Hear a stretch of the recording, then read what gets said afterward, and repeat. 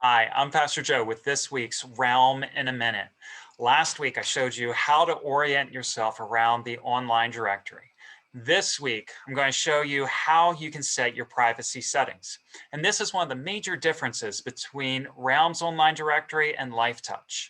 In Realm, you can decide who gets to see what of your personal information. So let's get started. The first thing that you'll need to do is to log into your Realm account, entering your email address and password. You'll sign in and it'll take you to the landing page. From here, you'll come up to the right-hand side, click on My Profile, and you'll select Manage Privacy. You are able to set privacy settings for everything or to customize it.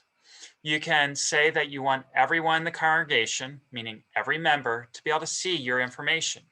Or you can restrict it to leaders and the group members of teams that you're a part of, or just the leaders, or just those in the office with administrative rights. You can also customize your privacy. So you can select what level of viewable information you want for your address, your phone numbers, your email, or your personal information. And the personal information, that pretty much just relates to your birthday, month and day, and the groups that you're a part of. Once you have the settings that you want, click Save, and it will save it across the entire system of Realm.